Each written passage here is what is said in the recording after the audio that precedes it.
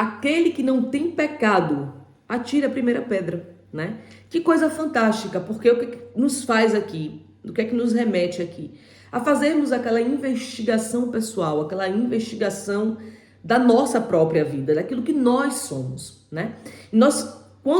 Esses homens, os fariseus, os escribas, são levados a fazer essa autoanálise, eles percebem que, na verdade, né, não há como condenar aquela mulher, porque todos ali tinham pecado também, uns maiores, outros menores, mas não havia um só no meio deles que não tivesse pecado. E aqui eu começo a refletir que a nossa tendência, né, é condenar o outro, é julgar o outro, é achar que o pecado do outro é maior do que o pecado que eu tenho. O pecado que o outro tem não é digno de perdão, mas os meus são. Os meus pecados precisam ser perdoados por aqueles a quem eu ofendi, pelo próprio Deus, né? Mas o pecado do outro não, o pecado do outro é grande demais, né? Uma pessoa que adultera, ela não é digna de perdão? Será? Não é isso que Jesus nos ensina aqui. E da mesma forma que naquela época o adultério era muito grave, né? Um assassinato, né? Um roubo, uma agressão física, são pecados graves hoje em dia. Não existe uma agressão física que não seja grave. Não existe um assassinato que não seja grave. Principalmente nós pensamos, né, como seres humanos, os pecados banais, né, de alguém que vai tentar roubar uma pessoa e porque a pessoa não entrega um celular, um telemóvel, como se diz aqui em Portugal, e a pessoa mata a outra por causa desse celular. E nós pensamos, não, isso não tem perdão. Uma pessoa que mata a outra, que tira a vida de outra, não tem perdão. Na verdade, nós vamos ver que durante toda a caminhada de Jesus, ele vai encontrando com pessoas pecadores, com pessoas pecadoras. Ele vai encontrando com pessoas que aos meus olhos e aos seus olhos não são dignas de perdão. Mas Jesus, ele vai perdoando cada uma dessas pessoas, né? Com todo o seu amor, com todo o seu cuidado, literalmente como um pai, né? Um pai, quando ele tem um filho assassino, por mais que ele precise pagar pelos seus erros, ele precise pagar diante dos homens, né, a sua sentença de morte ou de prisão, como alguns países condenam a morte, né? Nos Estados Unidos a gente vê isso. Não era isso que Deus planejava, né? Deus, ele planejava que nós encontrássemos essas pessoas e tivéssemos a capacidade de amá-lo tão grandemente, que fôssemos capazes de perdoar como um pai de um assassino, uma mãe de um assassino, né? Que vê o erro dos seus filhos, vê o pecado dos seus filhos, vê quão grave, né, foi a atitude dessa pessoa, mas ela não consegue, uma mãe não consegue deixar de amar o seu filho. Um pai, ele não deixa de amar o seu filho porque ele matou alguém, né? Ou porque ele roubou alguém, ou porque ele cometeu outros tipos de pecado, né? Deus, ele tem esse olhar amoroso, esse olhar de cuidado, esse olhar de resguardar essa pessoa mesmo diante dos seus pecados, né? O que Deus não quer e o que ele não aceita e que ele nos adverte é que nós larguemos o pecado. Quando nós entendemos que estamos cometendo algo que realmente não é compatível com aquilo que Deus deseja e espera de cada um de nós, ele espera que a gente perceba o nosso erro, a nossa falha e que a partir dali nós tenhamos a decisão de não continuar no pecado, não continuar vivendo uma vida de pecado, não continuar vivendo, praticando pecado, né? Então, isso é o que Deus faz com essa mulher, quando ele olha para ela e diz, né? No versículo 10, e endireitando-se Jesus e não vendo ninguém mais do que a mulher, disse-lhe, mulher, onde estão aqueles que são teus acusadores? Ninguém te condenou? E ela disse, ninguém, Senhor. E disse-lhe Jesus, nem eu também te condeno, mas vá e não peques mais. Não peques mais. Esse é o segredo da caminhada com o Senhor, né? nem eu também te condeno. Vá e não peques mais. Quando nós reconhecemos um erro, uma falha, nós precisamos não pecar, não continuar nesse pecado, ok? Agora, nós estamos vendo um tempo em que a igreja não pode errar, em que a igreja não pode falhar, em que a igreja não pode cometer nenhum tipo de deslize, porque as pessoas esperam de nós a perfeição, né? As pessoas que não conhecem a palavra de Deus, que não conhecem o entendimento do Senhor, espera que cada um que se diz cristão não cometa erros, não cometa falhas, não cometa deslizes. Mas nós, enquanto igreja, nós, enquanto servos do Senhor, precisamos entender que tipo de perdão é esse que o Senhor nos ensina. A grandiosidade do amor do Senhor diante do outro que é pecador, né?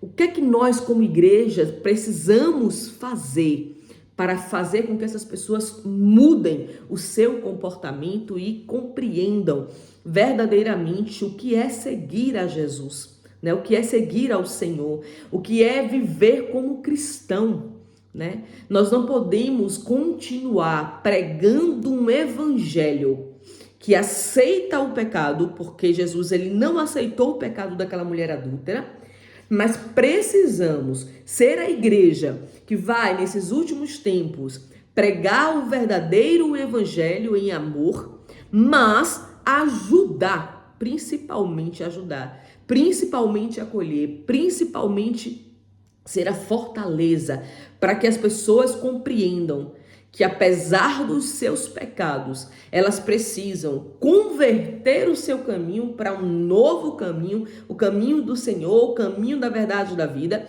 mas conseguir abandonar os seus pecados. Todas as vezes que nós pecamos, precisamos compreender, precisamos entender verdadeiramente a dimensão do nosso pecado. Mas mais do que isso, precisamos nos desviar desse pecado e converter o nosso caminho para um novo caminho. Precisamos pregar a verdade, sim. Jesus, ele é amor, é verdade. Jesus, ele é compaixão, ele é benignidade, ele é longanimidade, verdade. Mas Jesus também é justiça. Ali, aquela mulher não viveu a sentença de morte, mas ela precisou mudar o seu comportamento, né? Então que nós hoje possamos sim continuar pregando a verdade, mas também a justiça de Deus, né? Deus, ele não ama o pecado, Deus não ama o pecado, ele ama o pecado, mas ele abomina ele ama o pecador, mas abomina o pecado, né? Deus, ele ama o pecador, mas abomina o pecado. Amém? Que nós possamos ser, sim, a geração que vai pregar a verdade, que vai pregar o nome do Senhor, mantendo e buscando manter a santidade. É fácil? Não é fácil.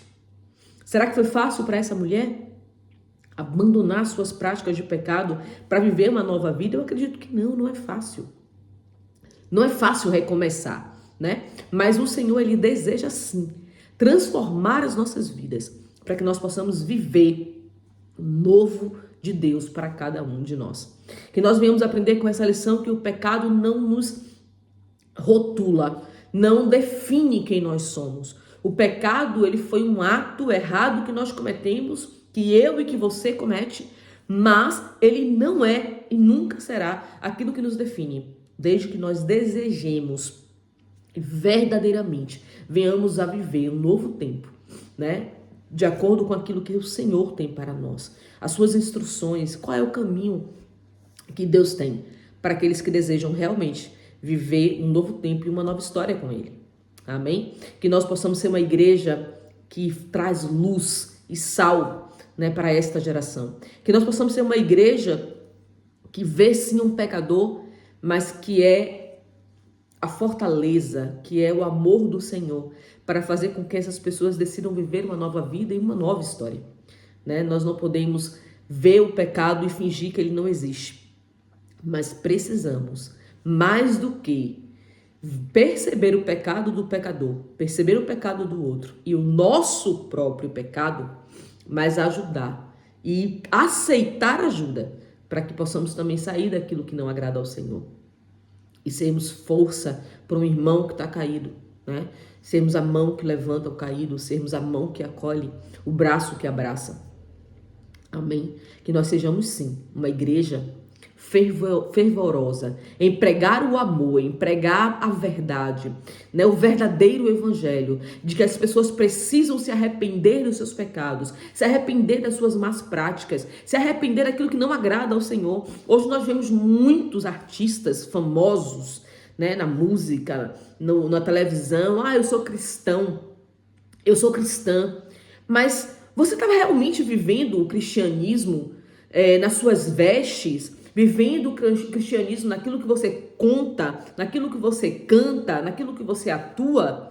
Ou será que você está vivendo o cristianismo da boca para fora, né? Para se fazer valer diante de uma sociedade onde as pessoas estão abandonando tantos valores importantes para o Senhor, né? O que você realmente tem vivido no seu dia a dia, o que você tem buscado quando você sobe num palco? É adorar o Senhor, é adorar o Rei dos Reis, é adorar o grande eu sou? Ou ser famoso, ganhar milhões, né? E viver uma vida poderosa financeiramente? Muitos cristãos hoje, que se dizem cristãos hoje, que são, né, verbalmente adeptos ao cristianismo, nós vemos uma inconformidade com aquilo que tem na palavra de Deus, né? Com aquilo que Deus nos ensina e com aquilo que Deus deseja de nós. A minha palavra, aquilo que Deus falou no meu coração hoje foi para que a igreja desperte, não só para começar a abandonar o pecado como essa mulher teve que fazer e viver uma nova vida, mas despertar para ajudar aqueles que precisam de ajuda nesse momento a se levantar do seu pecado e a começar uma nova história, né? Que nós sejamos verdadeiramente a geração que está disposta a ser usada pelo Espírito Santo de Deus para pregar a verdade, viver, principalmente viver a verdade, e sermos aqueles que vai ajudar outras pessoas a viverem também a verdade que Deus espera de nós. Amém? Que nós possamos ser essa igreja que abraça e que é ponte de transformação na vida de pessoas que precisam desesperadamente de uma nova história, de uma nova vida, de um novo começo. Amém? Que a gente possa aprender com essa lição tão importante do Senhor e sermos realmente aqueles que fazem a diferença. Amém? Que Deus abençoe a sua vida, que Deus abençoe a vida da sua família e até o próximo vídeo.